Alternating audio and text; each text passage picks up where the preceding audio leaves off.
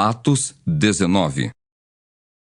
Aconteceu que, estando Apolo em Corinto, Paulo, tendo passado pelas regiões mais altas, chegou a Éfeso e, achando ali alguns discípulos, perguntou-lhes: Recebestes, porventura, o Espírito Santo quando crestes?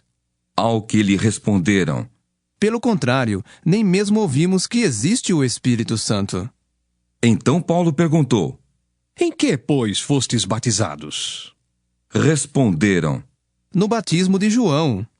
Disse-lhes Paulo: João realizou batismo de arrependimento, dizendo ao povo que cresce naquele que vinha depois dele, a saber, em Jesus. Eles, tendo ouvido isto, foram batizados em o nome do Senhor Jesus. E impondo-lhes Paulo as mãos, veio sobre eles o Espírito Santo, e tanto falavam em línguas como profetizavam. Eram, ao todo, uns 12 homens. Durante 3 meses, Paulo frequentou a sinagoga, onde falava ousadamente, dissertando e persuadindo com respeito ao reino de Deus. Visto que alguns deles se mostravam empedernidos e descrentes, falando mal do caminho diante da multidão, Paulo, apartando-se deles, separou os discípulos, passando a discorrer diariamente na escola de Tirano. Durou isto por espaço de 2 anos, dando ensejo a que todos os habitantes da Ásia ouvissem a palavra do Senhor, tanto judeus como gregos.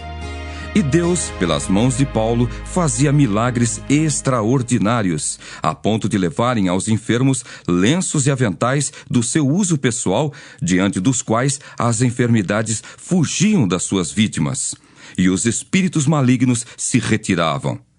E alguns judeus, exorcistas ambulantes, tentaram invocar o nome do Senhor Jesus sobre possessos de espíritos malignos, dizendo: Esconjuro-vos por Jesus, a quem Paulo prega! Os que faziam isto eram 7 filhos de um judeu chamado Seva, sumo sacerdote. Mas o espírito maligno lhes respondeu: Conheço a Jesus e sei quem é Paulo, mas vós, quem sois? E o possesso do espírito maligno saltou sobre eles, subjugando a todos, e de tal modo prevaleceu contra eles que, desnudos e feridos, fugiram daquela casa. Chegou este fato ao conhecimento de todos, assim judeus como gregos, habitantes de Éfeso. Veio temor sobre todos eles, e o nome do Senhor Jesus era engrandecido. Muitos dos que creram vieram confessando e denunciando publicamente as suas próprias obras. Também muitos dos que haviam praticado artes mágicas, reunindo os seus livros, os queimaram diante de todos. Calculados os seus preços, achou-se que montavam a 50.000 denários. Assim, a palavra do Senhor crescia e prevalecia poderosamente. Cumpridas estas coisas, Paulo resolveu, no seu espírito, ir a Jerusalém, passando pela Macedônia e Acaia, considerando: Depois de haver estado ali, importa-me ver também Roma.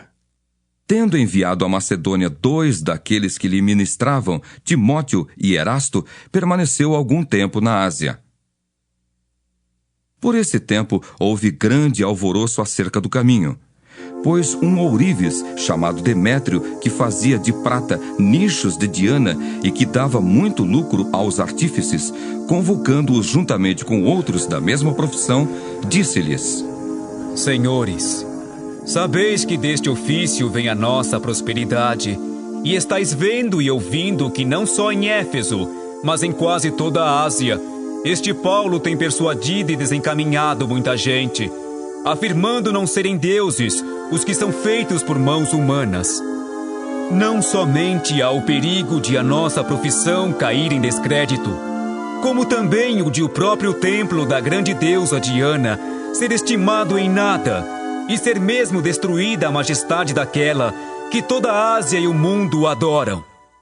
Ouvindo isto, encheram-se de furor e clamavam: Grande é a Diana dos Efésios! Foi a cidade tomada de confusão, e todos, a uma, arremeteram para o teatro, arrebatando os macedônios Gaio e Aristarco, companheiros de Paulo. Querendo este apresentar-se ao povo, não lhe permitiram os discípulos.